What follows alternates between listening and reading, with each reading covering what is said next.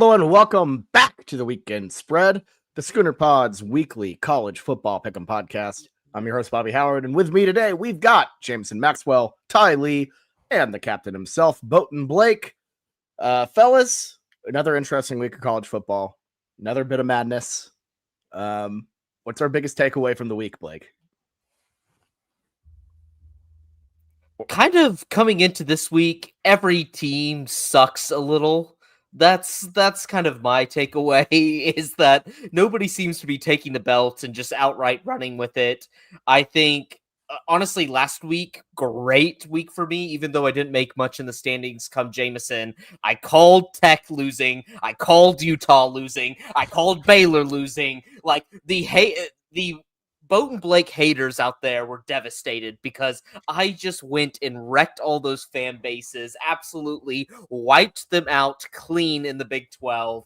BYU being victorious, Arizona State being victorious, and the TCU Horned Frogs. So I would say, although the week last week didn't gain much ground, not really feeling good about any team, maybe besides Ohio State in the country, I at least had a great one. I had a great one. Cleaned up. So I don't understand college football anymore. I just don't. This season is so weird. And that Texas-Kentucky game, that just made me feel so gross as like an Oklahoma fan base. Like, I understand it's Kentucky, but like, it wasn't even on my radar. I didn't even realize till the end of it was that close, just because I had just been like, okay, there's no way that Texas-Kentucky could be a game. And like, that's what the season is. Arch went right back to just looking like nothing. Like, he showed a couple of small things in like Red River that made me think, you know what, maybe he's got his pieces back in. And like showing up like that in a big game, good for him, for a guy that we worry about his mental fortitude. Then what the hell was going on versus Kentucky? Like, I don't know, man. Like, I do not understand. Yeah, that Kentucky game, I do not know. The Wildcats really should have won that one. They had two really, really dumb play calls. I don't understand trying to run up the middle on that Texas defensive front once, let alone twice. It was peak Mark Stoops stupidity. Just slam your head against a wall and hope something works. But Texas, woof. Just woof.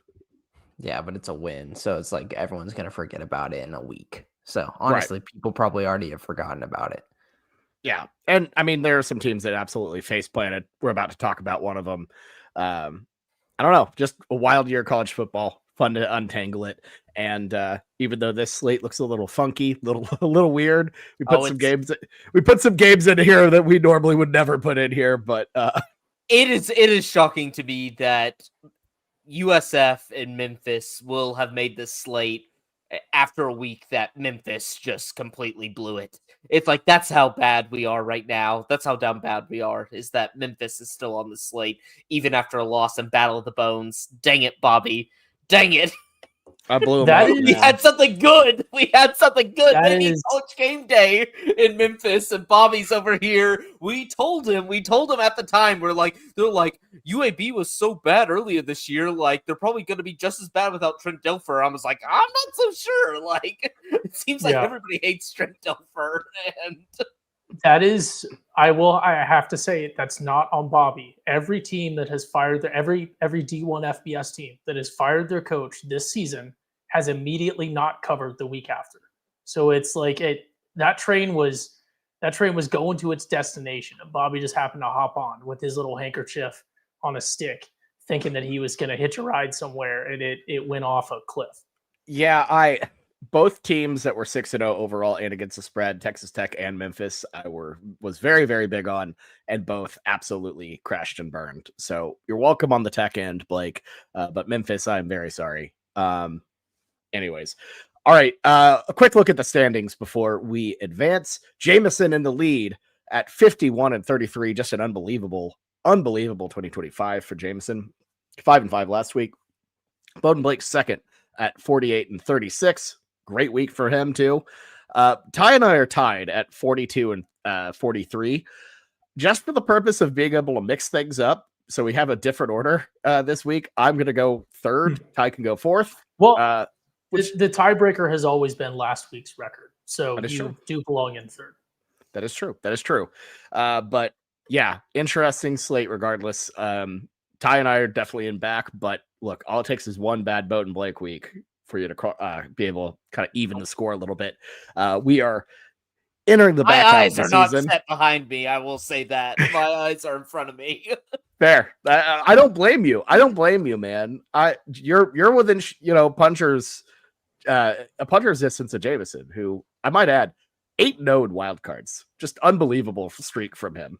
Yeah, I got another one cooking up this weekend too that I feel really good on. It's what happens whenever you don't pick with your heart anymore. You just throw away your heart. I miss that Jameson. I miss that Jameson because we have so many of his old programs, Texas State, Fresno, like all these guys being feisty, but it hasn't even gotten a blurb of mentioned on this podcast this year. Texas State's been dirty this whole year. They can't play on the road. So, yeah, let's just stay far, far away. Fair enough. All right, let's kick things off with our first game of the week. It is a game I didn't expect to be on the slate after what happened to Memphis in the Battle of the Bones, but it is still very much an important American Conference game. It's the 18th ranked South Florida Bulls, 6-1 overall and against the spread, heading to the Liberty Bowl to take on the Memphis Tigers, who are also 6-1 overall and against the spread. But look, that one against the spread is gnarly. They lost as 22.5-point dogs, or 22.5-point favorites. You lose that right. Brutal. USF, a 4.5-point favorite on the road. You can find this one 11 a.m. Central on ESPN2. Jameson, who do you like? It's South Florida, man. This team is really, really good. And for a team that plays as fast as they do, like this is one of the fastest tempos that they play in college football. And I've honestly been impressed from their defense. Last year, the fast pace and everything didn't really help in terms of statistically with their defense. But now it's like, other than like getting put in really bad situations 2 weeks ago in the North Texas game, like where the defense kind of had to play from like a bad angle. Like I was really impressed with the way that they turned the ball over from Mestamaker, a guy that had 0 interceptions going into the game, threw 3 interceptions, and then Mestamaker had a good game last week. I really think the South Florida team is going to have even more respect on their name with a Memphis team that's going to be looking to bounce back. I get it. Bounce back candidate, look ahead game, all of those takes that people can say out loud. But South Florida has everything that you want to check on paper in terms of their resume thus far. So I'm going to keep following with them. Yeah, it feels a little disingenuous to like come on here and say like, oh, South Florida was a look ahead game for Memphis, just because it's like, yeah, look ahead games happen, you win close, but Memphis, that is just as a 22 point favorite, like that's like James Franklin, Penn State, end of his tenure bad. But I do have a principle and I love to do it, and it's just buy low. I'm like buy low on a team that was rated out pretty well a week ago. One that has, I think, just as good of a quarterback in Brendan Lewis as it is with Byron Bum this year. Out of town. Run legitimately, game. You can't call him Byron Bum if you think that you say Brendan Lewis is just as good of a quarterback. That just doesn't make any sense. Byron Brown his freaking flowers, man. This dude is a baller. He has gotten some of his tendencies away. He still has like a play or two a game where it's just like it's an oopsie daisy that I just don't even know how he like finds a way to turn over the ball or take a bad sack. Like he still has some decision making issues, but I like Brendan Lewis. So I will be taking the Memphis Tigers to bounce back.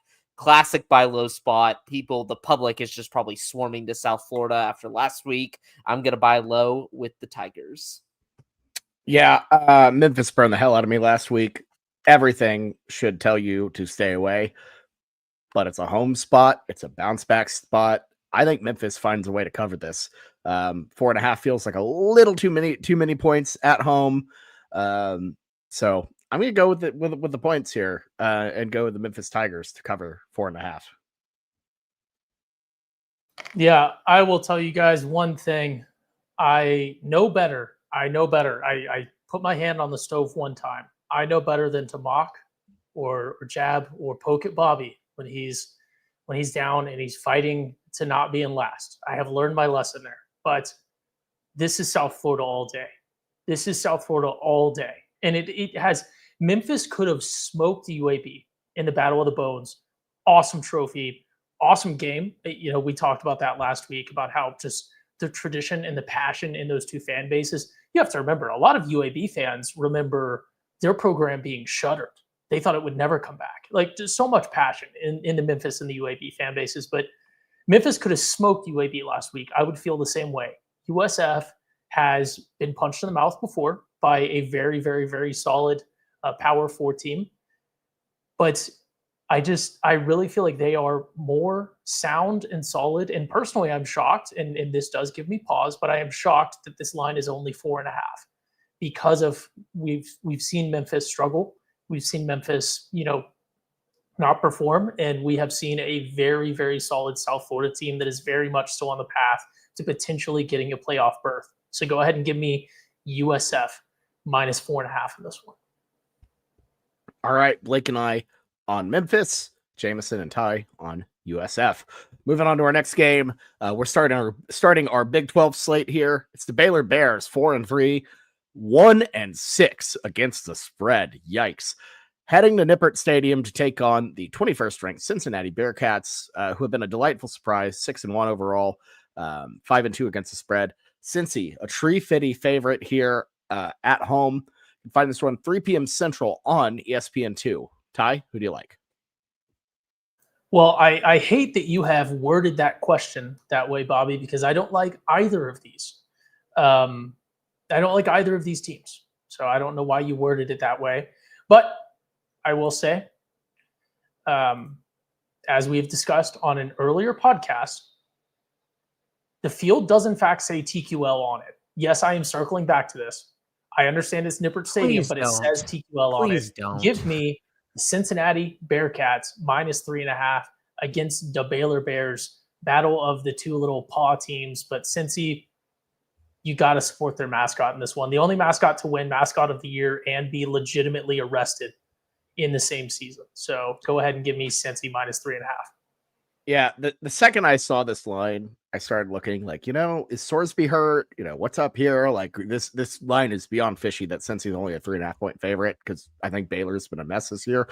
And the only news on him is that he was named to the East-West Shrine Bowl. So clearly everything's fine in Cincinnati. I think the Bearcats are a better team here. This doesn't feel like weird Big 12-ness to me.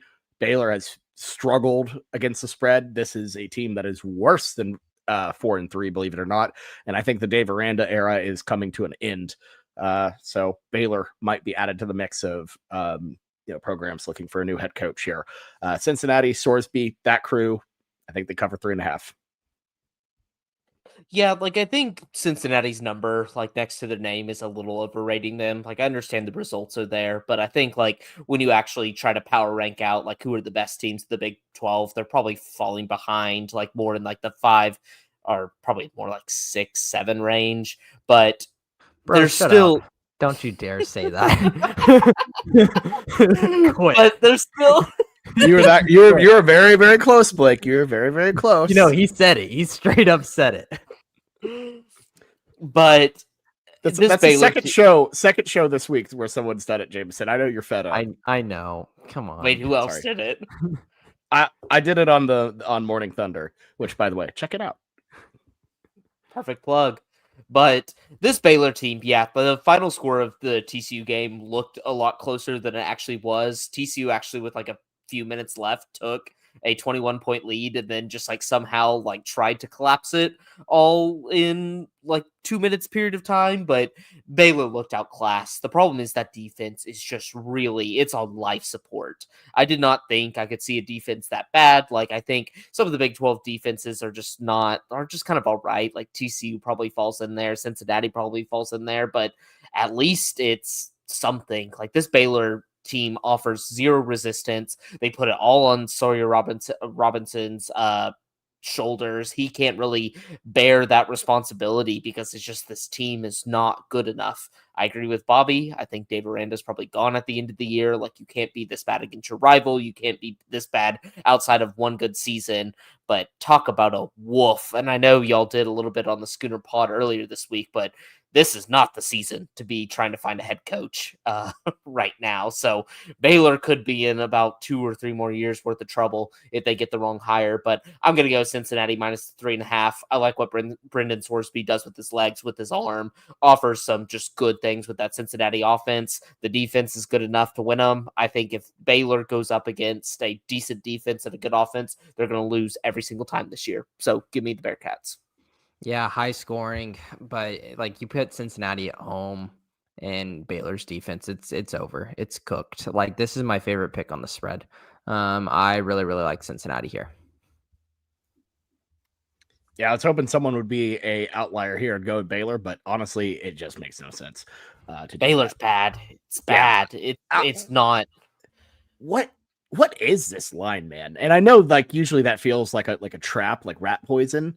But at home, this Cincy team is really pretty good. Baylor is not very good. It baffles me. I will say, like, Sawyer Robinson does keep Baylor in a lot of these games that they have no business being in. Like, we saw it granted, it was at home, but against this ASU team, like, they do have moments of greatness just because he is actually a good quarterback, but it's just everything else around him. It's the offense is all right, but it's just like the defense. We saw like that was Jackson Arnold's best game this entire year. Jackson Arnold's about to be benched halfway through the season, so kind of shows you where that Baylor program's at. Yeah, not great. Moving on to our next Big 12 game. It's the 11th ranked BYU Cougars, 7-0, 5-2 against the spread, heading to Ames to take on the Iowa State Cyclones, 5-2, 4-3 against the spread. Iowa State, 2.5-point favorites here against the Big 12 darlings, BYU.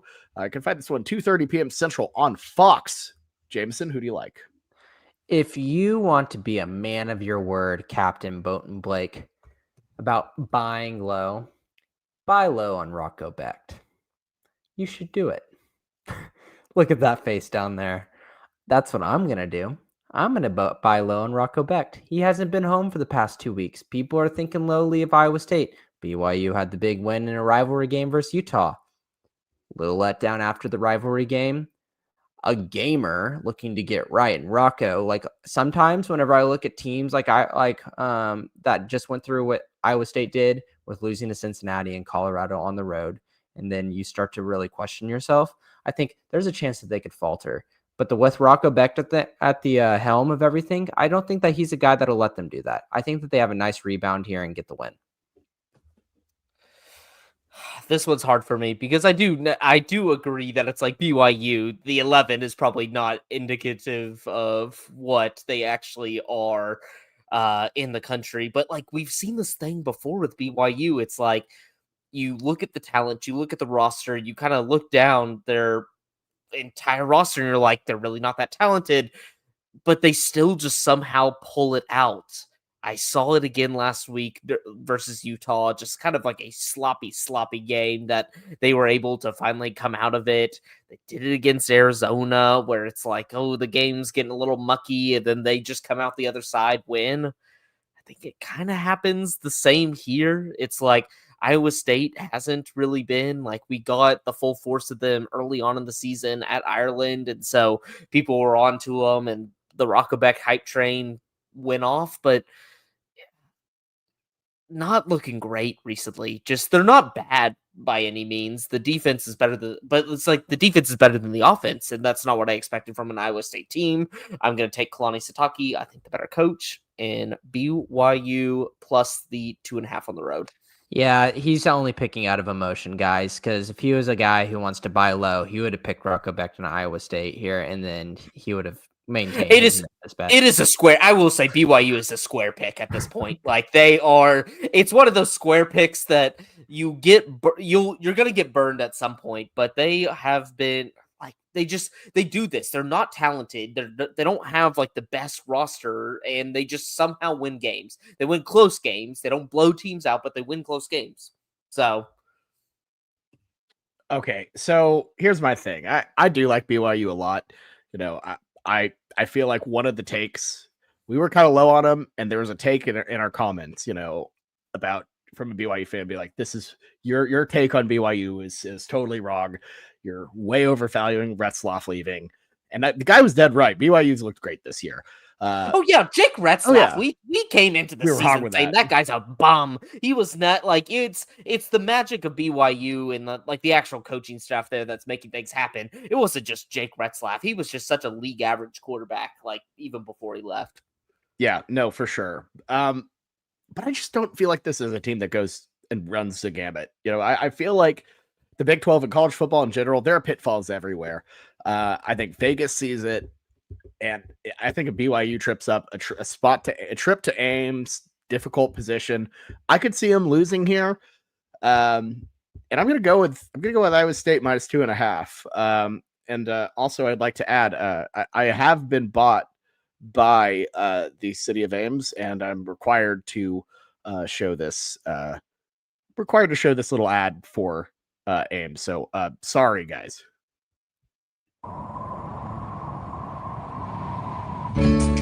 Hooray! We love it in the city of Ames. Hooray! We love it in Ames. It's beautiful in autumn, late December brings snow. Ames is a safe place, the crime rate is low. We've got great schools, the students score high. We go for number one. And not just to get by.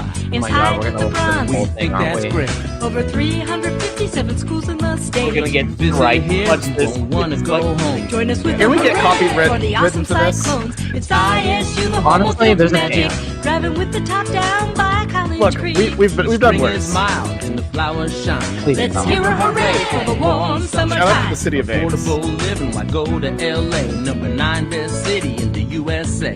For a glass of water when you visit There you our go. town, crack a smile. Drink it down, It's the cleanest around. You got your water We coming, love Bobby. it Cut in it the off. city. All right, there we go. Sorry. You know, I really wish I would have jumped on this when we first discovered this anyways. But Ty, who do you like? Instead of just pushing your Iowa agenda of just random facts I that just- can be attributed to the state. Yeah, I it got doesn't to play that video. Bobby's just like everything comes from Iowa Yeah, shout great water, apparently. And walking tacos. and walking tacos. Well, I think that Taco does- Bell attributed them to very much from California, but anyways, Ty. I gotta say, I don't know why they took a shot at LA there. That was It's not like Ty has ever Yeah. taken a shot at Los Angeles or California before. No. yeah, but I've also never been to city of Ames, Iowa. Like there's I heard it's difference. lovely. There's a difference between being the city of Ames, being like we're a better place to live than LA, and Yeah, anyways, cool little I touchdown. have forgotten. I mean, I guess that makes sense because everyone from LA, of course, lives in Dallas, Fort Worth, or Austin. So there it goes. but I've lost the plot here. I will say one thing that was not mentioned. We're getting into spooky season. And as we all know, it does get spooky in Ames. But 2:30, I think, is a little too early for spooky. If this were a night game and Iowa State was coming out in like the all black uniform and stuff, like that's I know BYU is used to the cold and everything else, but not the spooky vibes. BYU does not handle the spooky voodoo vibes well. They don't like that. I don't know. I have a lot of historical belief in Iowa State baked in, but personally, I got to go with my gut instinct. Maybe this is why I'm currently losing the pick 'em right now. But give me the BYU Cougars plus 2.5. Shout out to Jameson. I picked an underdog in this one, and that's not going to be the first time, or that's not going to be the last time on this pod that I pick an underdog. So go ahead and give me the Cougars. I'm very proud of you, Ty, because I've yet to pick an underdog. So, In my mind, they're not an underdog because they have a number next to their name, and Iowa State does not. There you go. So it's kind of a loophole. Yeah. Let's move on to our final Big 12 game of the slate. It's the Houston Cougars, 6-1, 5-2 against the spread, heading to Tempe to take on the 24th ranked Arizona State Sun Devils. 5-2 overall, 4-3 against the spread. ASU, a 6.5 point favorite. I can find this one 7 p.m. Central on ESPN2. Ty, who do you like? Yeah, I actually didn't know that this one was at 7:00 until just now, so I will probably be in attendance. I love that. Forks up. I learned my lesson last week. I need to come on here and use my time to repent and apologize. I picked against my beloved Sun Devils, and they performed excellently in a game that I picked against them. They won in a game that I picked against them when they were tremendous underdogs, and I feel terrible for not believing in them. So I apologize to my beloved Sun Devils. At a later date, I will share more of the lore behind the mascot because I know you all will appreciate that. But go ahead and give me Sun Devils Forks Up -6.5 at home in Tempe, as the locals say, against the what is this, Cincinnati? They're playing a commuter school in Texas, I suppose. They got more parking lots than dorms. Yeah, well, I'll say this. I feel like Arizona State, different team at home, without a doubt. Yeah, I was very impressed with how they handled Texas Tech. Great battle, great win there. A lot of the magic from last year, still there. Sam Levitt, dude's a baller. 6.5 feels like a cover for me. I think this is going to be a tight game. I think this Houston team is very much not bad. If this was in Houston, I'd be looking potentially at flipping this. What? With what home field advantage, my brother? There's Arizona nothing State? in nothing in Houston. Nothing in Lord. Houston when it comes NRG. to playing a neutral field. No, it's not Wasn't even that NRG. It's just some random stadium in like No, the middle yeah, of it's like They North play at Houston. Astro World. I've heard that No. in a Travis Scott song. that is across the street from NRG. But no, my thing, well, they tore it down. Arizona Sad. State, though, like that's my thing, is just even having the presence of no Arizona State fans changes it. Right? There's just an energy about that place. There's really any Arizona State fans before that, though. That's the thing. It's like they show up for the Tech game, but not a fan base that is known to be packing the stadiums. I mean, I think Dillingham's kind of invigorated this fan base, though, a little. Like, I mean, more have so than the video past. evidence. I have video evidence to the contrary. That there aren't ASU fans. No, that there are fans. Well, Oh, there's great, thank people. you. There's people There's there. people, yes, no, we're not talking about some crowded SEC environment. Like when Ty's sending things, like he gets like $15 parking right outside the stadium, can roll That up is for like true. $5 That is beers. true. That is not telling me your You can- stadium you can is sit- like you can busting sit at the straight up, seams yeah. for people to get in there. So can I'm not straight saying up it's a row gauntlet 9 or for anything. like That's. $20. I mean, there are degrees to this, Blake. I'm not saying, oh my god, it's so tough to play in, but I'm just saying they're a better team at home than they are on the road. I think most teams are, but I think Arizona State specifically, they so far this year, whenever they've gone on the road, they don't look the same, And I think they can cover 6.5 against Houston, so it's used to pick. were you spreading some misinformation in the chat, Ty? I haven't been able to find the Jordan Tyson news. No, I 100%. I can send unless it got like redacted. I just searched it. And so I want to make sure. No, ASU wide receiver out. it's legit. Yeah, Like, Jordan like, Tyson this is rolled legit. out I thought for- this was very common knowledge. What did you He's got a search hammy. on? I Time out. looked just Google What? like Jordan What? Tyson and What the kind news. of- It's because you're probably spelling his name wrong. It's What spelled kind of Jordyn. What Yeah, kind but of it's- off-brand AI search engine is paying off? I Blake? see it everywhere on It's Google everywhere. right now. There It we is go. everywhere. Your Okay, yeah. gaslighting is insane. Jameson did get it right. It was pulling up Jordan Tyson articles because I spelled it wrong. Yeah. But the Yeah, moment you all type not in his gonna work. name correctly, If you literally was just talking search about- ASU receiver out, and you so just, if you search WR out, I guarantee it's in the immediate results. okay, that I'm blaming that on Google because I did the misspelling, crazy. but all the articles were coming up be like he battled through injury and got it. It does scare me that Jordan Tyson's going to be out because you saw at the end of that game that there was only one way Sam Levitt was looking, and it was his. It was where he was running and getting him the ball, and so that worries me that this is so stinky. I don't. Houston sucks. Like, let's be real here. Houston is not a good football team We're talking because about Houston here. the record looks great. It looks like a nice little number. They've played absolutely nobody besides Tech and got routed by them. I know that because I took Houston money line. This team really sucks. I think I got to go ASU. Wait, why would you do that? I don't. God, this is so bad because I'm like, Arizona State is nothing without Tyson. I truly believe that because, like, that's all. Yes, that is who Sam Levitt has been feeding this entire time. Like, he cannot find another target. He's kind of banged up. But Connor Wegman in Houston's gross, but I do like Willie Fritz as a coach. Shoot. I got it. God. I don't want to pick this game. I want to abstain from a lot of games just based on the opponents, but this one is just like two stinky scenarios. Think Houston? Oh, there you Just go. hope they keep it close.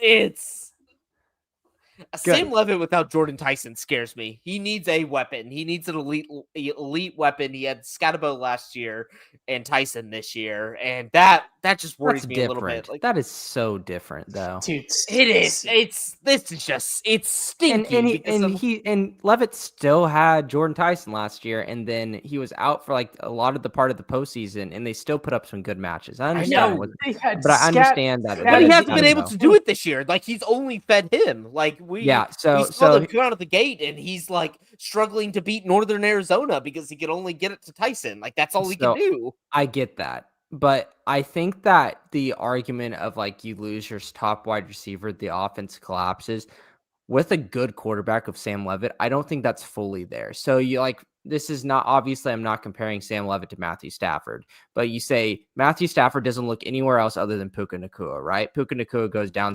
and then Matthew Stafford throws for 5 touchdowns. Like the way, if you have a talented enough quarterback, he will change his target share to other people and at least get a little bit out in the pocket and have fun. Like this guy threw for 300 plus yards last week. Can I just mention one thing?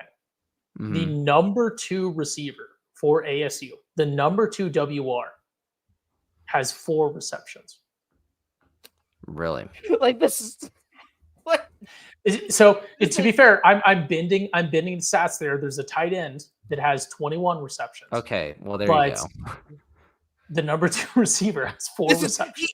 Jameson, when they were going down the field to win that game, he was not making reads. He made Reed, and that is just, where's Jordan? Maybe that's just because that's the best option to him. And whenever you have that talent, you have a first round draft pick wide receiver, then you're going to utilize it. He doesn't need to go look at other people. So I don't think but that's bad. I get it, and that's why this spread is like this. Houston, like you guys said, is a team that, you know, they've had some good looking games, but on the road like that, I still can't get that Oregon State game out of my head. Like they were so close to losing to Oregon State, one of the worst teams in the Power 5. Like the team is really, really poor. Oregon State had them on the ropes, and Houston had to pull a miracle comeback at the end, and that just doesn't sit well with me. I think Sam Levitt looked good coming out from injury, and I still think that they still have other weapons. I still like Raleek Brown as the running back. He's got a lot of juice to him. I think that Arizona State can cover this one. Okay, there we go. All right, let's move on to our SEC slate. Oh, starting with a stinker. Thanks, Bobby. Woof. And I get to pick it first. Yeah, have fun with this one. It's a 3-4 Auburn Tigers overall and against the spread. Head to Fayetteville and take on the 2-5 Arkansas Razorbacks. 3-4 against the spread. Woof. Arkansas 2.5-point favorites. You can find this one 11:45 Central on the SEC Network. Who do you like, Jameson? Nobody. But I have to use some of my brain power on this one. And Arkansas had that little push after Pittman left, you know, that little push that we've talked about from people getting out their coach out, and they have a little bit of juice. And then losing to Texas A&M, it really depends. Do they view that in their locker room as a positive, or look as a negative that they have 5 losses? They wish that they were doing better this season. They aren't, and they're going to start to lose some steam here. I mean, the other thing goes to the side of Auburn. At the same time, they're starting to see the writing on the wall. But I think that Auburn can actually do something versus this Arkansas defense.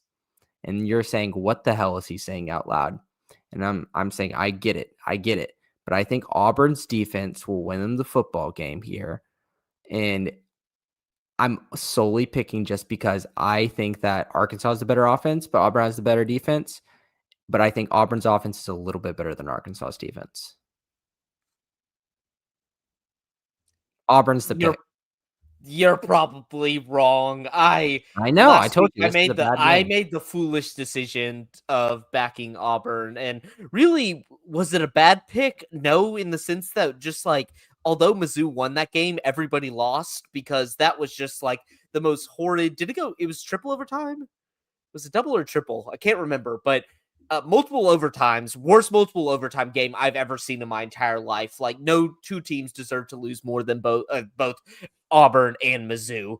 Auburn is playing the same game each week. They have an elite defense that can bail them out and keep them in close games, but Jackson Arnold is there now. It's a QB battle there in Auburn, Alabama. So Jameson's relying on more the Auburn offense being better than the Arkansas defense. And I get that because this Arkansas defense is bad, just allows anything. But even with that Baylor, like I've seen some bad defense that Auburn has faced in that Baylor one, and they were able to cut them up like pretty good. But Arkansas's offense is like elite. Like Arkansas's offense is just they're flying around everywhere. Like I bet Bobby Petrino gets the job at the end of this. Like they've built an elite unit on that side of the ball.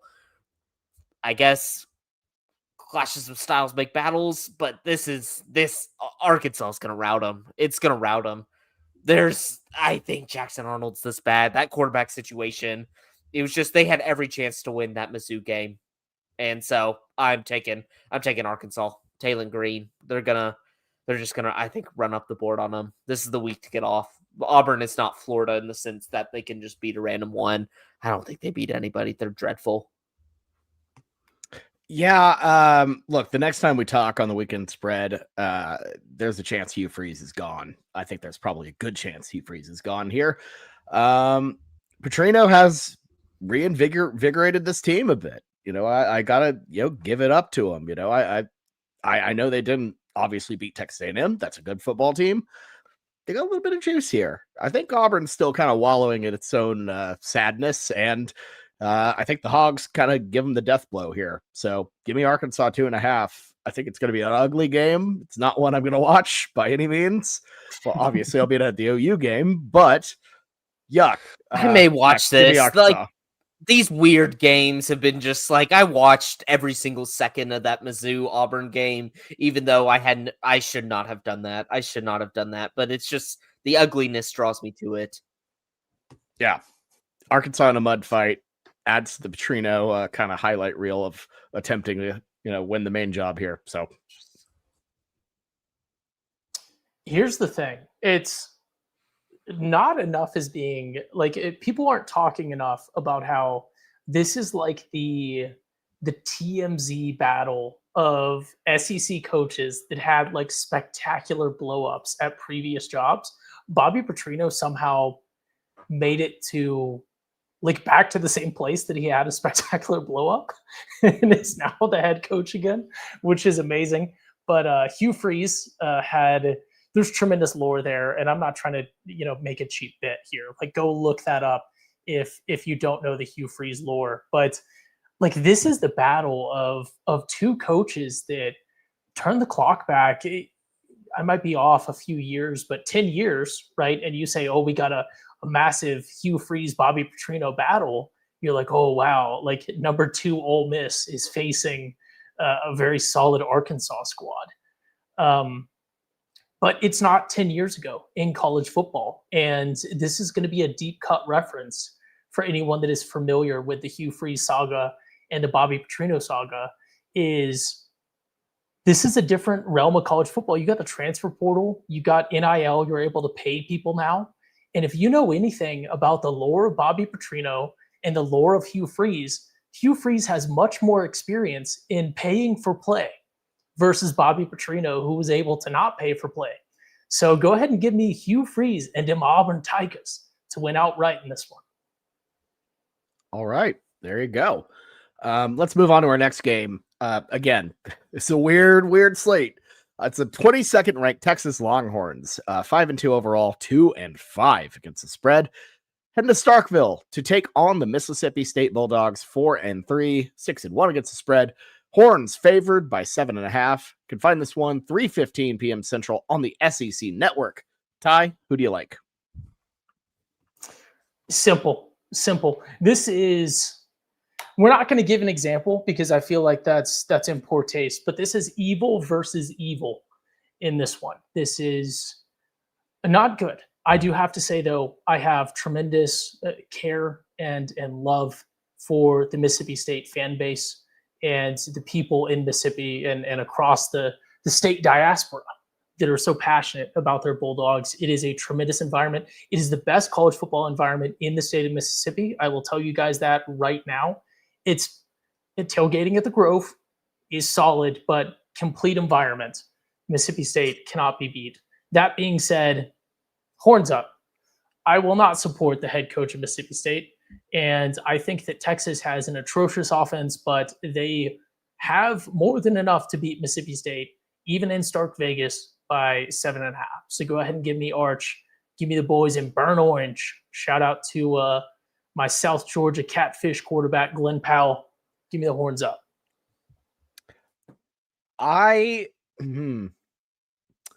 This hook is the ultimate like cheese in a mousetrap, and I'm staring at it right now, and I feel like, Texas, how bad they've looked against Kentucky, how bad they've looked in essentially every game outside of Oklahoma. It's calling me to take those Mississippi State Bulldogs, at home. I'm gonna do it. I'm gonna go Mississippi State. It was the hook that kept you there, Bobby. Nothing else. It was only the hook that gave you Mississippi State. Look, I'm just saying we've seen a Jeff Lebby offense have success against Texas in the past. Obviously, Dylan Gabriel ain't walking through that door, but to me, on the road in Starkville and Stark Vegas, 7.5 home dogs. I think they can keep it close. I don't think they win, but I think they keep it closer than 7.5 at home. So give me Mississippi State. They've done a good job covering against the spread. Their only loss being just an absolute letdown at Kyle Field, who, look, Texas A&M has been rolling everyone there. So Mississippi State plus 7.5 is the play. I'm probably going to be on an island here. I don't care. Let's go Bulldogs. Texas's offense is so bad, and Mississippi State has the playbook and the tools. So that's not a cold take. Even if you are islanded, I will support you, Bobby.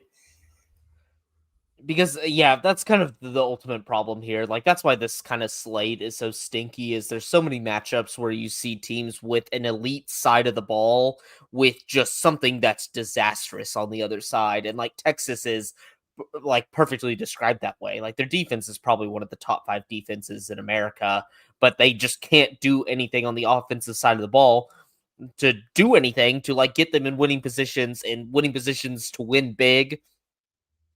I just still like Texas has to turn it on at some point. They're one of those teams that I know they have the talent. I know it's there, that it's like they're not going to be some like uber elite team, but like that defense is too good just to waste it behind either Arch Manning not performing or Steve Sarkisian not like calling a correct game. I'm going to go Texas. Like slight lean just to not overreact from last week with Kentucky. But yeah, this is stinky. Like, I understand why Bobby's going towards Mississippi State, because at least Mississippi State, it's like they're not necessarily elite on either side of the ball, but it's consistent output on both sides, which is kind of nice. But Texas, I just feel like that defense is so good that it's like if the offense can unlock something, I think they rout Mississippi State. Yeah, you got to really give it to Mississippi State and what they've been doing in the passing attack. Like, Blake Shapen obviously was a guy that we didn't really think too much of, but I think whenever you give him like Anthony Evans, who's been just killing it, Brennan Thompson, you can say bad things by him, but he's having a stellar year in Starkville right now. I think you got to give him his roses, but this Texas defense is going to be really, really difficult. And if you take even a little bit of that edge of Mississippi State's offense for them, I think there's a chance that Texas could claw away and still get a double-digit win here. I get it. I don't think this is like we're putting Bobby on an island. I don't think I feel uber confident about this because all we are picking this based off of is a theory that Texas should turn it on. But we kind of talked about this with LSU last week. We have our sample size here to show, except for really one game, Texas has been disappointing. So what makes me think that it's going to change this game? So I'm going to pick Texas.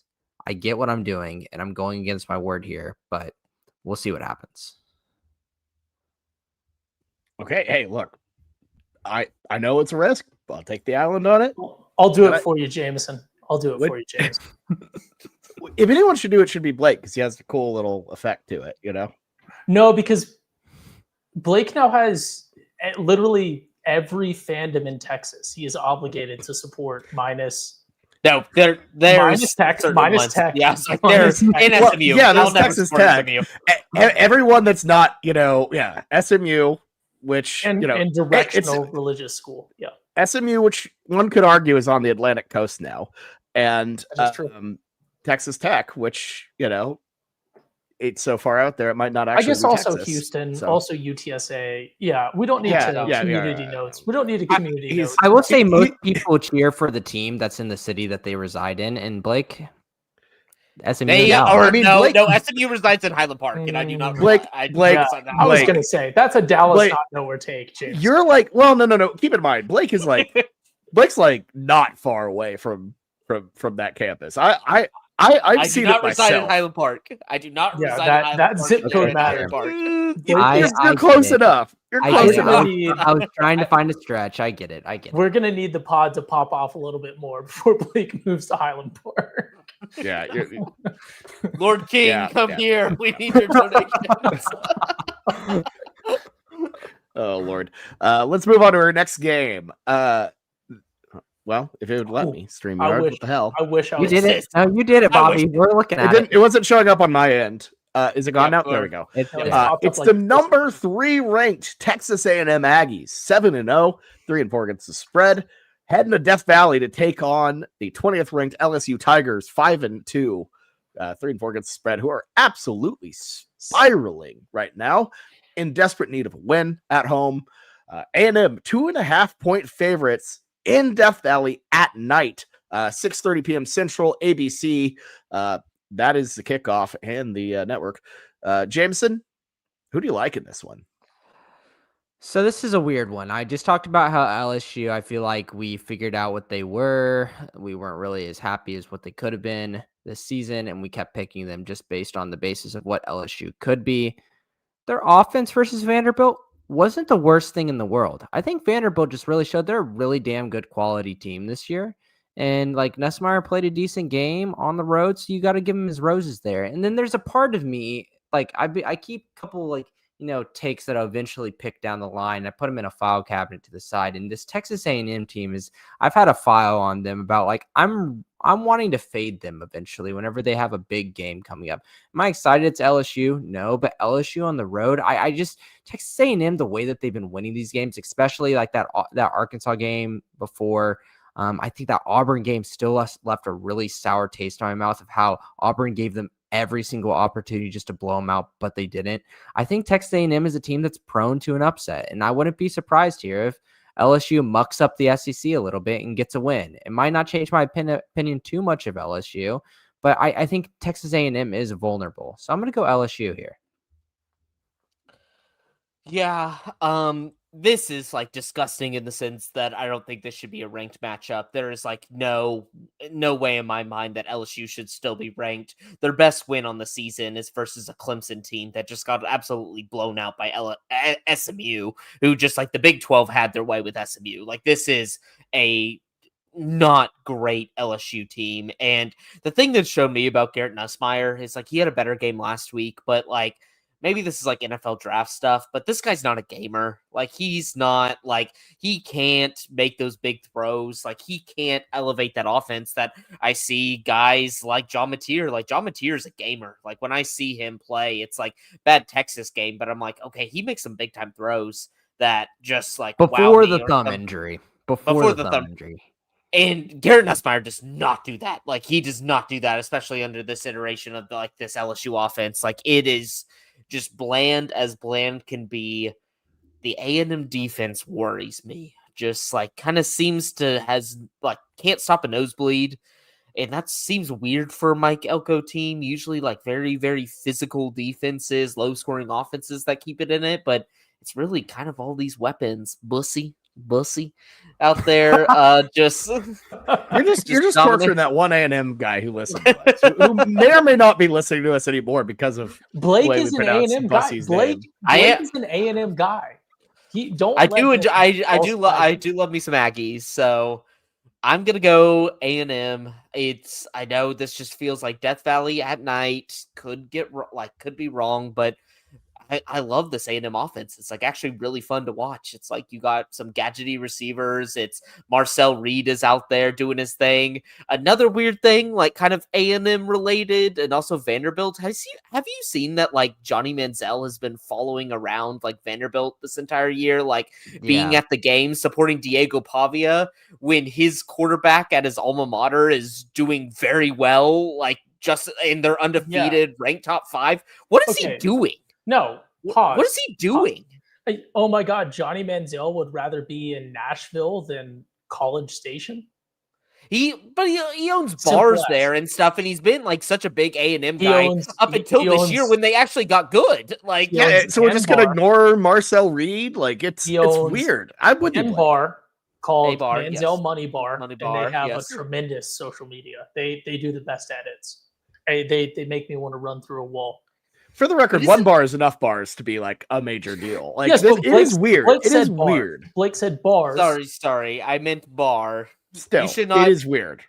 For financial advice, you should probably not own multiple bars in a small college town. That seems like in one town.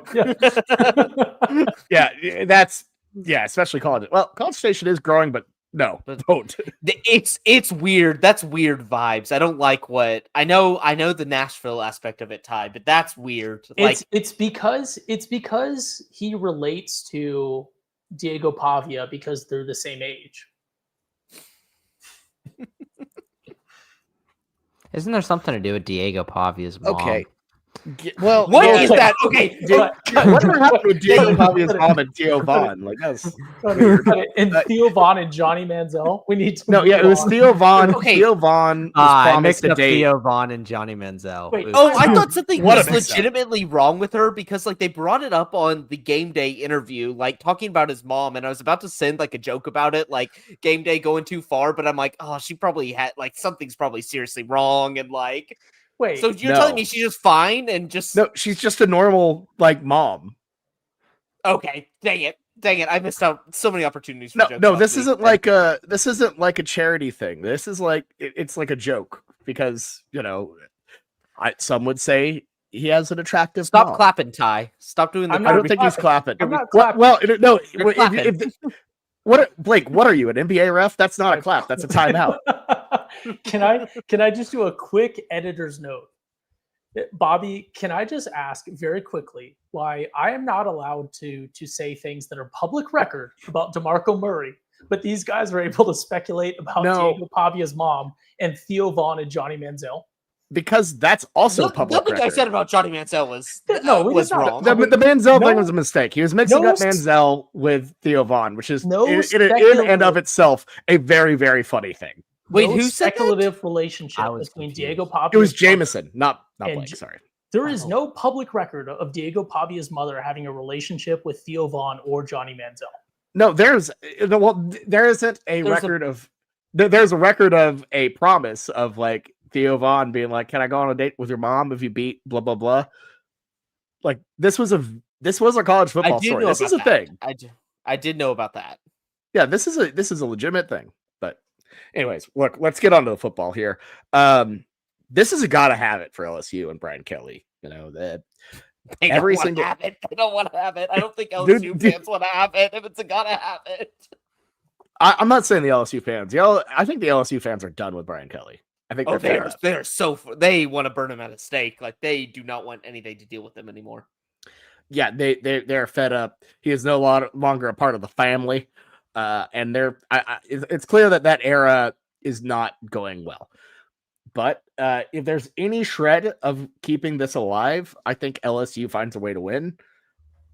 This is one of those things where we're going to find out quick what happens in the Brian Kelly era. If there's any chance of survival, they've got to win this game.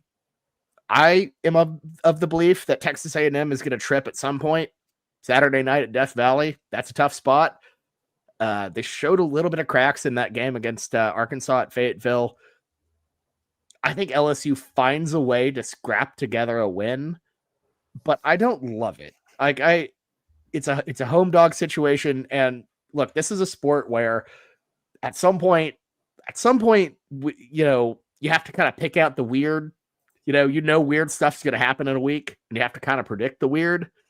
This feels like a weird thing to happen. So LSU at home, Brian Kelly's last stand, Tigers plus 2.5 is my play. Yeah, here's the thing. Anyone who has ever solved a puzzle will know how it is to coach this LSU team.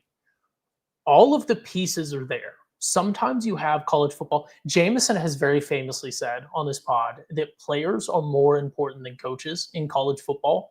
And it's not an absurd take.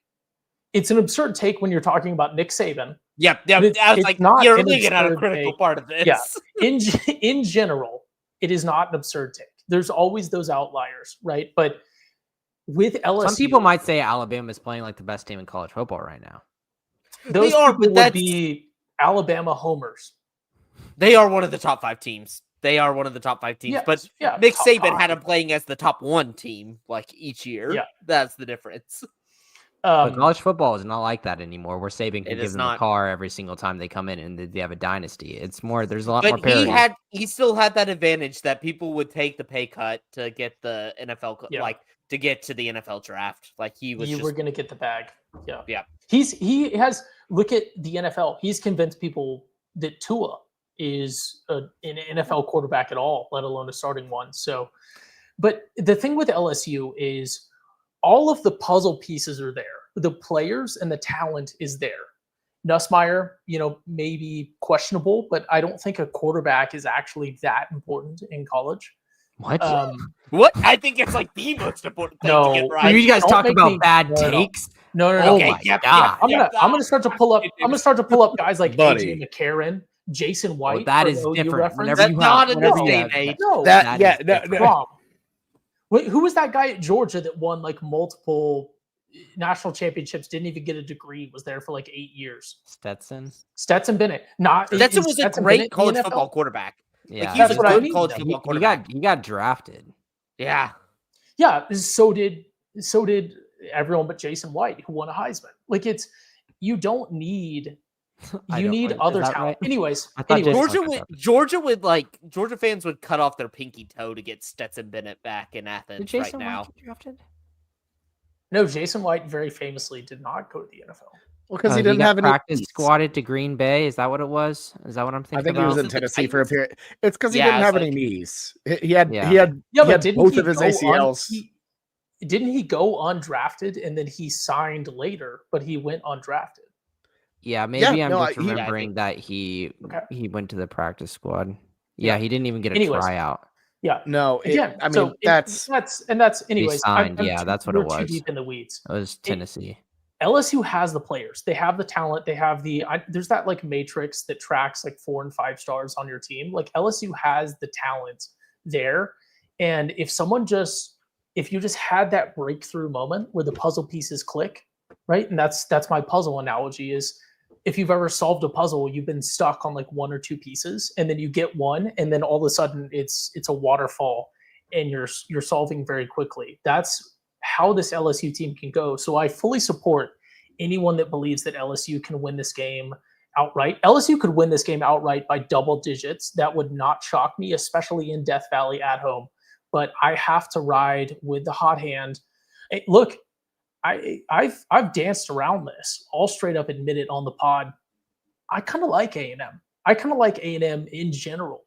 I like the boots. I like the big tall boots. That's the part I don't get behind. That's like the one thing. This is a smoke screen. He's trying to. I don't support like the yell leaders and stuff, but like I love the dogs. I love that they have the wonderful little dog. I love that all the little dogs have their own little area, like the former ones that have passed away, where they can Yeah, watch the okay. games. Like, I love that. I get the passion of Texas A&M, and I support it. So go ahead and give me them Aggies -2.5 against my beloved Tigers at home in Death Valley. I don't want to. We've already gone a little long on this specific pick, but I just want to speak the best worst idea into existence. Brian Kelly gets fired by LSU. You bring in Coach O, the king of the interims, back To LSU. Yeah. back to LSU. Like, wouldn't that be some? I love that idea, but it's a horrible idea. I don't know. It'd be that. entertaining. Really is like, why can't you just hire outside outside the actual coaching room for your interim, just to like give the people what they want? What do you mean? And if you could, like the NFL, like existing- Jeff Saturday got I the interim thought you coach meant, job. yeah. For some reason, I thought you meant hire a non-coach, like hire. No, just like bring random somebody in coach. for the rest of the season, like kind of or a little bit like Bob Stoopsy with the. Like, why yeah. couldn't Elmo you beg Bowl. out Yeah. Theo Vaughn to come be? No, God, we're not getting back on it. But no, like that's the thing. If anyone were to do that from outside the system, it'd be Coach O. He knows the area. It makes sense. It'd be fun. Welcome- Would rally the welcome fan back. base. Welcome back, Les Miles. Oh And one of God, the things that does not I need to think- happen. I feel like the firing between LSU and Ed was like pretty amicable. Like I think he was fine taking his check, and like he doesn't. I don't think he hates LSU. Like most coaches, like hate the place to fire him. I don't think he hates them at all. Well, I mean the quote of when he got fired, he said, when do you want me out and which door do you want me out? Like when they told him how much his buyout was. So, yeah, I think there's still some. There's not much animosity there. All right, moving on to our next game. It's the Missouri Tigers, 15th in the country, 6-1, 4-3 against the spread, heading to Nashville to take on the 10th ranked Vanderbilt Commodores. Wild statement to say still. Vandy is 6-1, 5-2 against the spread, and they're favored by 2.5 at home. You can find this one 2:30 p.m. Central on ESPN. Ty? Yeah, I'll keep it short. In Diego Poverty, we trust. We trust his 28-something-year-old quarterback to get us to the promised land. Go ahead and give me the Commodores -2.5 at home in Nashville. You know what? They rate their own name. Nashville rates its own name. At 2:30, give me I lost myself there. Give me Vanderbilt -2.5. Yeah, I'll make this short and sweet. I've been on Vanderbilt all season long. My rule is don't bet against Diego Pavia. And look, I'm always looking for reasons to bet against Missouri. Sometimes it gets me in trouble because Missouri is a really pretty. It's a better team than I'd like to admit. This is a position where I'm pretty happy to be on Vandy here at home. Keep the momentum going. Anchor down. Vanderbilt gets the win.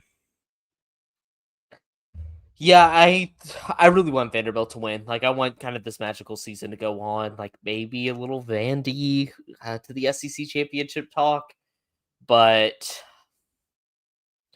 I'm kind of a little bit hedging here. This just feels like a spot in my mind where I'm just like, I finally come around on Vanderbilt. I really want them to succeed. And dorky drink just comes out there and just like mollywops them. And it's like standing on some sort of gate outside, like he was doing at Auburn after that game, pumping up the crowd, like trying to say like F you to everybody and stuff like that. Like he's such a dork. Like I'm ready for that. I hope he gets hired away from Missouri in a way just so he can fail at his next job and then we don't have to see him for a while. But this dorky dude is just going to be on my TV. I know, rubbing it in my face that he's beat Vanderbilt on the road, and it's just going to make me even more mad. I just don't like where the SEC is at this year, and it's going to make me even more mad that Missouri is firmly in contention to make the SEC championship, and I just feel like it's one of those weekends, so I'm going with that emotional side. There's not really much to it. I'm like, they're both very well-rounded teams. I think very evenly matched. Like, I hope Diego Pavia takes him. He's a way better quarterback than Bo Perbula. Like, Bo Perbula is like hit or miss whether he shows up. Like, yikes, dude. But I don't know. This one just feels like Drink wins by like 2 points, and it's just talking his crap. Like in the next I hate Drinkwitz. Like, Missouri's already, I think, on this pod an unlikable school, but damn, that coach sucks. He sucks so much. I am also going to pick Missouri. And now it feels weird. you seem a little excited about it. I am not excited about it. I know what my Saturday holds. Yeah, I'm not excited about this, but just thinking about this game is I think in the preseason we had this grudge against Missouri and we said, no way they're going to be this good. And I still think there's a little bit of a piece of that in us that really is holding a bias for us. When it comes down to it, like, I think that the rushing game has been really good. And like you said, Bo Pribula has been hot and cold, but I get that the Missouri game, the Auburn game last week isn't too much because Auburn's offense can be often anemic, but Ahmad Hardy did nothing in that game. He got shut down by Auburn's defense. Pribula did nothing in the game. They still pulled out a win. So I think that makes them just scrappy enough to where if they can get one of those players to go off, I'm assuming it's going to be Hardy. If Hardy can go off and really put Vanderbilt in some problems, I think they can take out a win here. So I'm going to pick Missouri. All right, there you go. We got a split from Missouri. We got Darren in the chat, Mizzou fan. Y'all do know Missouri is 12-4 against Vandy. LOL. I will say this Vandy team historically, you can't really go on the history basis. That 4 losses honestly looks bad. It might not be a good stat for you guys. I'm concerned when those 4 losses came. And I will say, a Missouri fan, and I say this to your credit, should know that sometimes the history doesn't mean everything, because this Missouri team, OU fans talk all the time about our history against Missouri and all of this. Missouri's a good program, and I think you can't kind of use the history of Missouri to diss Missouri. I think that's the same thing with Vanderbilt this year. I think it'll be a good game. Yeah, Drink's definitely gotten some energy around that program. I will say that. Yeah, it's something else. I think Missouri is a good program. I think this will be a good game. But, again, my policy is do not bet against Diego Pavia, and I'm sticking with it. So let's move on to our biggest game of the week. It's the Ole Miss Rebels, ranked 8th in the country, 6-1, 4-3 against the spread. Heading to Norman, Oklahoma to take on the 13th ranked Sooners, who are 6-1, 4-3 against the spread as well. OU, a 5.5-point favorite at home. Find this one, 11 a.m. Central on ABC. Massive matchup in Norman here, Jameson. This is sort of the thing. These are the games. These are the matchups you dream about joining the SEC. This is what you do it for. Do you think the Sooners can continue the positive momentum from South Carolina and get a massive win at home? I've been really, really struggling with this pick. I picked against Oklahoma against the spread, still to win versus South Carolina, which ended up being a poor pick last week. I get it. I'll look like a fool, boy. Yeah, I did look like a fool. Close. And I will say that I think that was a lot of because South Carolina's incompetence, their best player going down with plays. So I don't want to make that pick change my thought process too much. I think what it comes down to is we've said this, and after watching Miami play Louisville, I think that Oklahoma is the best defense in the country. Like, put your hand up, and it's the best team. It's best defense in the country. And their offense has put them in some positions where they haven't had a lot of help, but the defense continues to show out. And I think where it comes down to is where's the weakness of this Oklahoma defense and how they can get beat, or like they can put have a game where they're going to rely on their offense to score a lot of points, is I think when it comes down to like the cornerbacks in the secondary.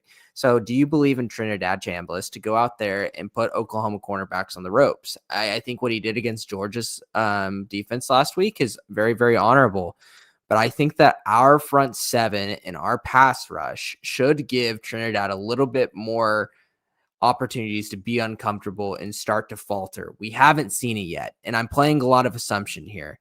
But if it is true that we can do that to make Trinidad a little bit like nervous, and then this run game that we saw last week with an offensive line that is now starting to kind of get their pieces back and start to get healthier week by week. That's what Oklahoma did last year. If you remember how bad we talked about the running backs, the offensive lines were so hurt. And then at the end of the season, we finally started to get some continuity. If we can get back to continuity of this offensive line, we found Torrey Blaylock, then we become a well-rounded offense with a quarterback that only gets better week by week as he gets farther out from his surgery. And this will be post-op day 1 month, 31 days on this date. So I feel confident that Oklahoma will be a better offensive team and give Ole Miss some fits. This is not a money betting game. This is just a fan appreciate it, watch a game, but I'm going to go OU 5.5.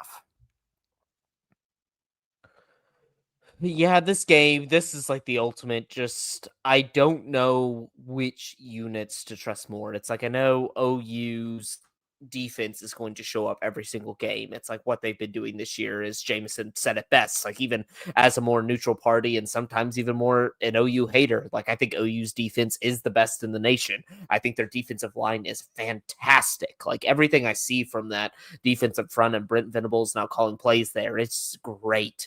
And Ole Miss just feels like they're a good team, and I think a very solid team. I think their defense is still lacking in some bit, but like the offense really impressed me. Like, going on the road to Athens, it's like the final score, like they didn't cover, but they were very much in that game the entire time. Like, Ole Miss was really, like, Lane Kiffin kind of put on a masterclass of coaching. Oh, this worries me. I think I go Ole Miss. I think OU wins this. This is a very, I guess, skeptical. Like, I don't feel confident either way. It's like, I don't know what I'm going to get out of the OU offense in another big time game.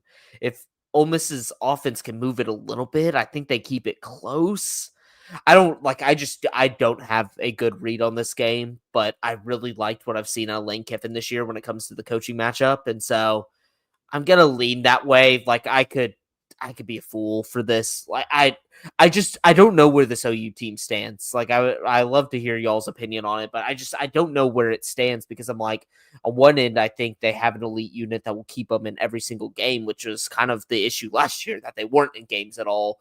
But I just like, when will the offense elevate itself to make OU one of the most elite teams in the nation?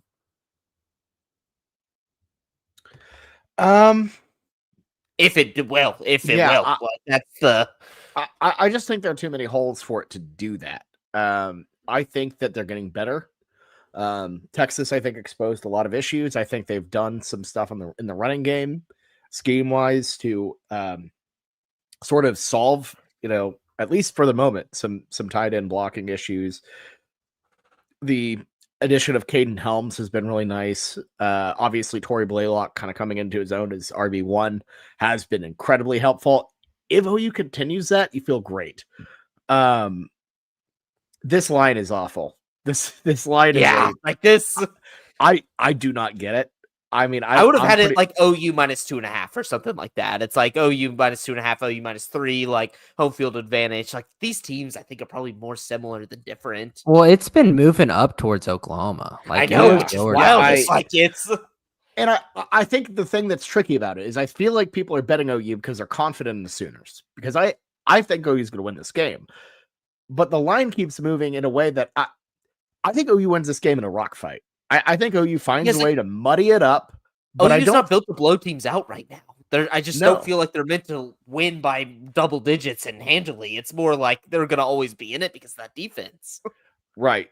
And I think, Ole Miss, this is the best offense that Oklahoma's faced so far. I think that's without a doubt.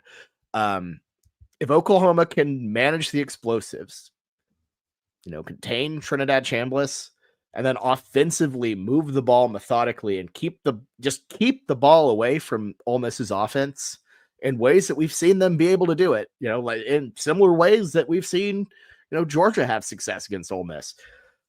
I think this is that OU could win this ball game. The 5.5 is tricky because I think in my head, I have OU winning this by like a field goal. I think it's going to be a tight game. I think the line's just a little too high for me. So this is not a vote of no confidence in the Sooners. I think they win. I think people are discrediting Ole Miss too much for their loss to Georgia, and I think they're over crediting OU's bounce back. And I think OU is a good team. I think that should be fair, but I don't know. I see Ole Miss doing enough to kind of keep it close to some degree. I think this is going to be a really, really good SEC game, but I think OU I don't think they blow out Ole Miss. And I know a touchdown. Would you touchdown, would you consider a 23-17 a blowout? That's a good point. I gotta go with the Sooners. There we go. I turned him with that. Because I could see a cheeky you're Sooners gonna up pick 3. cheeky, or you should go with your head. If you truly thought Ole Miss, which you already picked, you should pick that. You can do whatever you want, Bobby. I know I can. No, I know I can. I just it's the OU by 6. OU with a cheeky field goal. He wants Bobby. OU with a cheeky field goal. This line is garbage. It's hard to tell anyways. So I'm gonna pick the side. I'm gonna pick the side I want to pick. So I'm gonna go with the Sooners. But I'm with you. This is not a bet. This is a stay away if you're a neutral. Okay. So give me OU to cover. I don't know if I feel great about it, but at this point in the season, at this point in the standings, I'm willing to burn a loss if it means supporting the Sooners for 5.5. But this is a crapshoot, folks. Ty? I personally, I just have to say, when this gets played back in court, I am not slandering Lane Kiffin and accusing him of point shaving. How Jameson assumes or thinks or slanders Lane Kiffin in saying that he would be fixing this game and allowing the Oklahoma Sooners to score 23, 24 points. What did you say? In this one? That's around the implied Vegas odds. How is OU scoring 23 points in this game with this OU offense? Ole Miss just let Georgia put up 43. Georgia, yeah. Ole Miss's defense is awful, dude. OU does not have a good offense, Bobby. It's OU's offense is worse ranked than Ole Miss's defense. Yes, it is. By a lot. Nationally. I think a lot. Nationally, yes. I don't see. Here's the problem is once again, I see we perform much better than Texas, but I see OU holding Ole Miss under 21 points easily on defense and struggling to win the game because the offense just doesn't put it together. I love Blaylock. I'm not trying to slight any of the players. Mateer it's not there yet with the injury. It's no fault of his own. He is fighting. He is a fighter. He's scrappy. He is the best kind of football player that you want. The fact that he even played against Texas is insane. And it's not to diminish Dr. Shin and all of the many medical professionals that worked on John Mateer, besides Dr. Shin, that don't get the credit that Dr. Shin is getting. Not that he doesn't deserve it, but there were many people on his care team that helped him out, and those people deserve credit as well. But to go in and play against Texas and to play against South Carolina, it is absolutely insane, regardless of the skill and the novelty and whatever else of the procedure that you received. He is risking his reputation to go out there and throw those passes and everything else. Just to clarify, Ty, are you talking bad game about Dr. Shin right now? No. Okay, good. No, I'm saying that dude. That's what I mean, though. Is you now you it's get just that all surgery. therapy. Yeah, it's just all therapy now. You get that surgery, and even if it's a miracle surgery, right? You still have to go out there. It's still John Mateer's name on that box score. He has to trust and to risk there. And I don't want to diminish anyone on this OU offense or Arbuckle, who's calling this OU offense. I just don't see how OU wins this game by any more than 3, because I just Ole Miss doesn't have a tremendous defense. I understand that. And OU has a tremendous defense, but I really think that this OU offense struggles to score 3 offensive touchdowns against Ole Miss. And I feel like that's not a crazy take if you go back and look at the South Carolina game. It's like we were not doing whatever we wanted to every time we had the ball against South Carolina. And Ole Miss is definitely a better team than South Carolina, even if they're a bit overrated. So unfortunately, I cannot do another weekend spread punishment. I have to go with the Rebs. I have to go with Ole Miss plus 5.5. So I still close to being think Island Oklahoma this game. I still think OU wins the game. I'm not going to be on record saying I don't think OU wins the game, but 5.5, I don't know why it continues to trend upward. So go ahead and give me the Rebs, unfortunately. All right, time for our favorite pick of the week. Why aren't the brakes working? Because I cut the brakes! Wild card, bitches!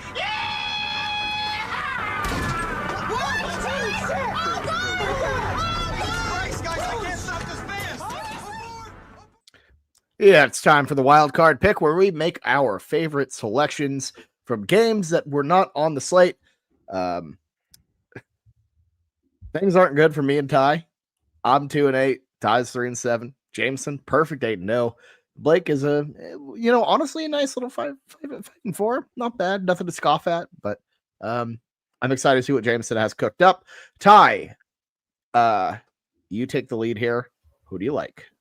Yeah, I do need to say real quick, I should be 4-6, but week 1, if for the first time ever in the history of the weekend spread, they attempted to not put my beloved Oklahoma Sooners on the podcast. They were not on the main slate for the first time ever, even though they were playing. It was absurd. I was forced to pick them. I was forced to take a homer take when I knew they wouldn't cover. So that accounted for one of my losses. That being said, as I now am in last overall, and I get the privilege of going first for the wild card, I have to take the most sure thing. And this might be controversial, but to me, the most sure thing is the Alabama Crimson Tide, minus 13.5 against the South Carolina Gamecocks. That is way too few points for an Alabama team that is in stride right now. Like Blake said, like Jameson said earlier in the podcast, easily a top 5 team in college football. South Carolina is not. South Carolina is a respectable team. They have a very solid quarterback who is going to make someone very happy in the portal in a few months. But to me, I think the Tide coast through this one. I think the Tide don't have a tremendous incentive to run the score up, so that does worry me. But less than 2 touchdowns, give me the Tide going into South Carolina to get the win big. All right, Ty might be coming around on Kalen DeBoer here, so that's pretty interesting. Mm-hmm. Saw that one coming. There you go. Look, I'm gonna go ahead and kick a team while they're down. I'm down, so I'm gonna do something that makes me feel a little bit better here. People hurt people. This is really going to go. Which team is? Here we go. Look, he's going to say, give me Oregon minus 31 against Wisconsin. Is it bad that I considered that? I did consider that, and then I remembered what happened with Northwestern. That was my alternate. Yeah, that was my alternate until I realized I didn't need one. So I remembered what happened with Northwestern, and I'm like, let's not do that. 31 is a lot to lay, even though I think there's a chance they get it, because that is a dead program. Fickle and them are just, oh God, what a mess. They're bringing them back. That was the wild thing. I thought it was going to be a little like Black Sunday. Like I thought coaches were going to be on the hitting the market left and right, and most of them kind of put out statements at the end of the day saying like, we support our guy. We'll wait till the end of the season to reassess, which can obviously mean they'll get fired at the end of the season. But you would think you would want at least your choice of the lot if you fire him now to maybe go out and get one of the hotter coaching candidates. So translation, buyout too high. Yeah, pretty much. Yeah. I'm going to go with the Virginia Cavaliers minus 10.5 against North Carolina. UNC. Yeah, I don't know. Oh, Bobby, don't stop it. Stop ruining fun things in college football, okay? What did I ruin? What am I ruining? the whole UVA like storyline. You're gonna curse them. They're probably gonna lose outright to UNC, and now like the fun ACC teams are all down in the doldrums. Do you actually feel that way? Like that they have a chance of losing this game, or do you think I'm cursing them? Dude, you picked a team last week that was a 22.5-point favorite and lost outright. Yeah, I think your powers can expand beyond like what we think of like Bill Belichick's and Jordan's love life is like off the field. Like I think your powers like can really ruin programs at this point. And you're only choosing the fun storylines too. That's the problem. You're not dooming programs that need to be doomed. There's been no San Diego City mentioned here. None of all the other like foreign programs. Now I feel like you're trying to weaponize me against teams you don't like, Blake. I'm not weaponizing you. I'm just saying stop choosing the fun teams. You keep on choosing the fun teams. That's the thing. He's saying, I'm trying to pick teams I like. He's like, Bobby, I'm just trying to help. And I know that's the pick. Bobby, you need to stop liking some of these teams. I'm actually trying here. I know that's the problem. Stop trying. Just stop trying. I mean, maybe that is the problem. Maybe I'm overthinking it. Honestly, like there's a chance I'm overthinking it. Bobby's but no. All my favorite storylines, the city, and it's really who does TCU play this week? Who does TCU? Who do the Frogs play? West Virginia. Do it. Stay Just away. Take the Stay frogs away. in the blind. Take the frogs in the blind. No, TCU 15 and a half on the road. You will lose. No, TCU's not covering that. Like we always struggle in West Virginia. No. Yeah, no, that is a stupid line. I'm sticking with the Cavaliers. 10 and a half. UVA. Speaking of the Cavaliers, I love the little Cavman videos with the like kind of dumb CGI from like the 2000s. They're great. What do you mean? Of course I do. Yeah, because you're loving all the good storylines this year, Bobby, and putting your hexes and curses on them week by week, and just slowly my little roster of fun things I get to watch and be excited about just slowly fall to the wayside. We lost Memphis last weekend to UBA of all teams. Like, well, G5 football had a moment there for a second, and Bobby just came in and ruined it. Well, you know what I didn't ruin? I didn't ruin UNLV. Like, they're one of the ones I hit. Bad. So yes, bad. What are they up to? Okay, that bet gave me the fuel to pick Miami, Ohio versus Lindenwood. One of the best and easiest picks on the slate this whole year. Yeah. Anyways, Blake, who do you like? Yes, so successful week last week, finally got back on track in the Flagship Cup. UMass got the cover. They didn't actually get the trophy. Sad. They actually got the ball left. The ball. They intercepted the ball with a minute left. Jinx. You need to atone for that jinx. I was so excited about a UMass. I got the cover, which is like what matters, but we almost had glory there with an actual UMass win in the first year of their made-up rivalry. But it turns out... Shout out to Wolf Blitzer. Yeah. Can you wait? Can we just recap for everyone listening? Yes, it was that. UMass intercepted the football up with 1 minute and 9 seconds left. With less than that, I think they had it down to like 57 seconds when the clock stopped. They burned 13 seconds and punted it.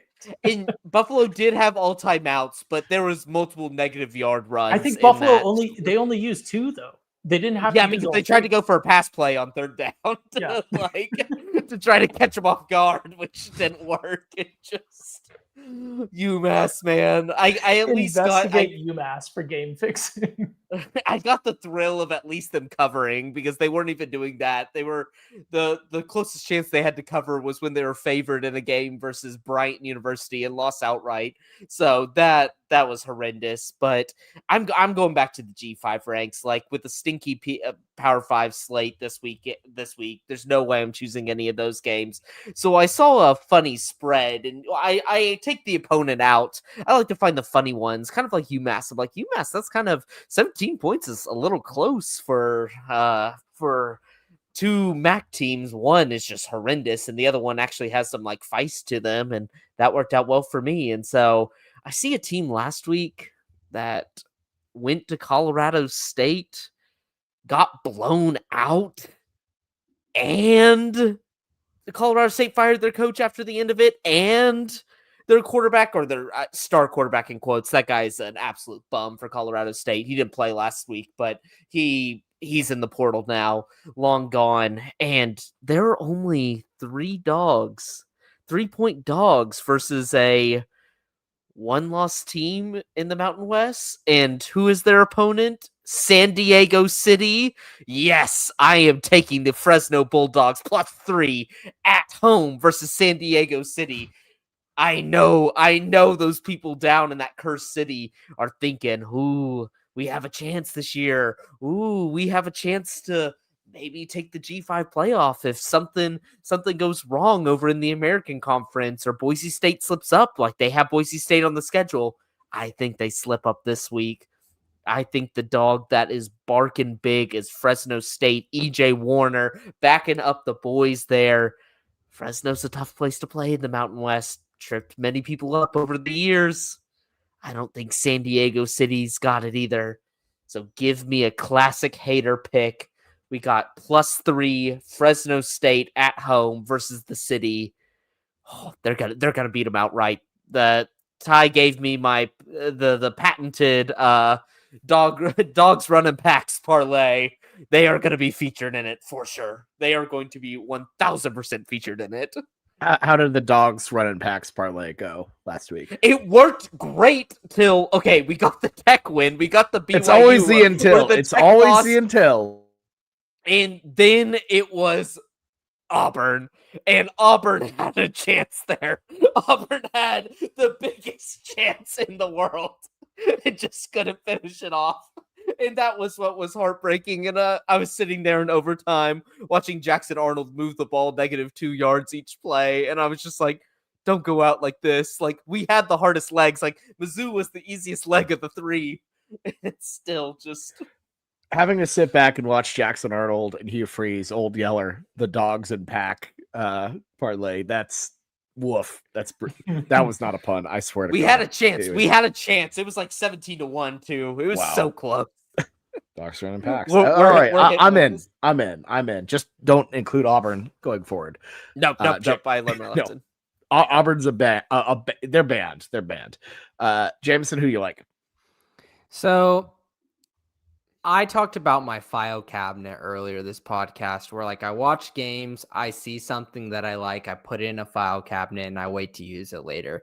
This was a team that I watched, and maybe that game might not matter as much now, but watching their game, I was really impressed with a new quarterback and the way that this team was playing compared to what I saw them at the beginning of the year.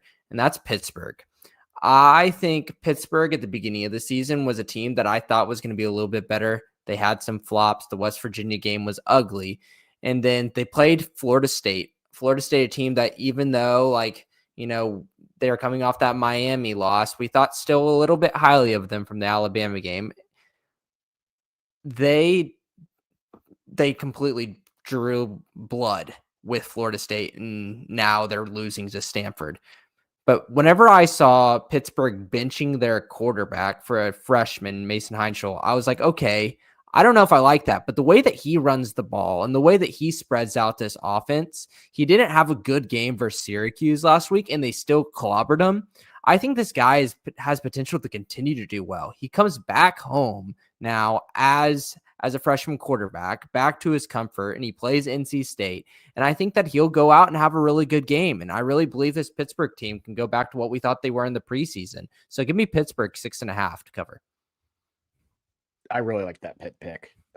I like that. Yeah, for sure. Just remember last week we all said the same thing. I picked UNT 3.5 and they won by what? Like 30 or 40? Yeah, I slammed that one, Jameson. I slammed that one. Like that was whenever you said that one, I was like, yep. And I made a nice little paycheck off of that one. Jameson is freaking 8-0.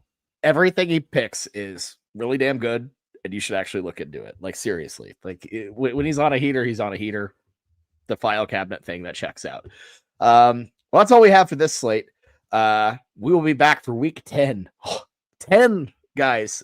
We're in double digits. That's unreal. Which should be a pretty fun one. I say that, and now I'm looking at it. There are only 2 pretty decent ranked games as of now. That's you got Vanderbilt, Texas, and electric history right there, though. yeah, like that should be Vandy, Texas should be fun. And then a big one for us on the Scooter Pod, Oklahoma at Tennessee. The Sooners heading to Neyland in a game I will be at. I will be taking the trip. What? Yeah, I'm going to Rocky Top, Blake. Yeah. Yeah. So if you are not familiar with the Scooter Pod and our history with our neighbors to the east down on Rocky Top, it was fun last year. Fun is a word to use. They tried to crucify me for saying that Josh Heupel is a better head coach than Brent Venables, but Am I missing something with what the hell have they done with scheduling to where there's nothing on that's good at night? They have nothing. Is there something going on ABC where last they week just, was Jameson, OU might be discovers that the Pac-12 does not exist anymore. is there something on ABC this weekend, that next weekend, that is making it where they don't have an ABC game? Am I missing something here? Jameson, OU would be the ABC game if they win. Like OU Tennessee. Game. It's flex. Yeah, it got pushed back a week. So OU Tennessee. I forgot. Oh, there's a bunch of flex games right now. Yeah. I'm just being silly. Okay. All right. Yeah, Okay. And if you actually care about the sport as a whole, there could be other good night games that don't just revolve around ESPN and the SEC machine. So, well, point them out to me, on this specific slate. You can tell everyone was kind of banking on. Well, it was going to be big noon regardless, but Penn State, Ohio State was supposed to be a massive one. It's obviously garbage. Get Big Ten Blake off this pod right now. Yeah, Big Ten Blake, BIG Blake. You got the cocktail party with Florida, Georgia. That gross.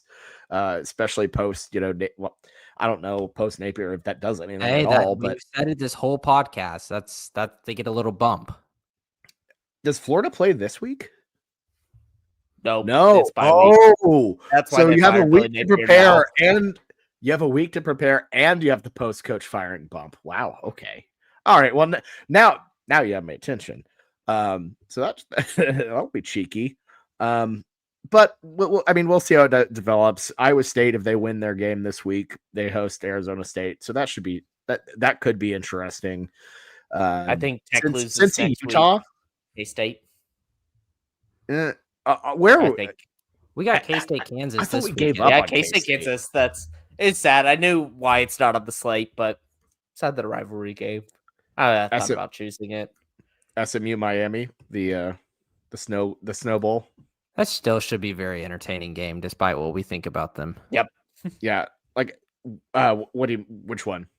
The Miami SMU game. SMU, Miami SMU, SMU can play spoiler in the ACC, and that's one that could really shake some stuff up. So yeah, on paper doesn't look like a massive week, but I could see there's some fun games here. So it's always a week like this that actually delivers when you think it's apple picking season, it's pumpkin patch season. Don't need to be around the TV, and that is the one that delivers. It's always those random weekends. Yeah. I've got fall wedding, so Yeah. brutal struggle bus. Oh man, Oklahoma. And I know Jameson doesn't have that YouTube TV. He's gonna be flipping between his 20 apps to get. Oh god. So Jameson, are you hoping for a 2:30 kick or a night game? Forget results. It sounds like that. Obviously, I'm cheering for a 2:30 game. But it sounds like that if we win, we get the night game. Maybe if Tennessee loses. Tennessee could always lose to Kentucky. which might be a bad thing to some degree, because then you're like, oh, we got to fight back. But also, if you lose to Kentucky, I think you're just dead. And Kentucky's stuck. They can't fire Stoops. He has a lifetime contract there, and so the buyout's just way too big than what they actually want to invest. Taking that night slot though, it's. I don't see anything else that's. Ole Miss, South Carolina, I guess. About next week? No. Yeah, I think you asked me, Jameson. I'm just throwing out ideas. I think we're destined for the night game, no matter what. Yeah, probably. Rats. I mean, it seems weird that they wouldn't just say it now. Why are you? Because South Carolina Ole Miss is also flexed. OU fans throwing a fit that we don't have the 'Cause I got 11 a.m. kick. I've got the fall wedding I gotta go to. Brutal, absolutely brutal. But yeah, looking forward to Cincinnati, Tennessee. Utah. Looking forward to Tennessee. Should be a fun time. So, yeah. All right. Well, that's all we have for this week. Thank you all so much for watching. We will be back on Sunday to recap the OU Ole Miss game. If you haven't checked it out already, great preview of that game up on our channel right now with my guy Sam Hutchins of the Clarion Ledger out in Mississippi. So pretty good stuff. Definitely give it a check or give it a watch. He is actually a journalist, so that's kind of nice, to kind of spruce the joint up a bit. But until then, we'll talk to y'all on Sunday. Have a great weekend, and Boomer Sooner, everybody.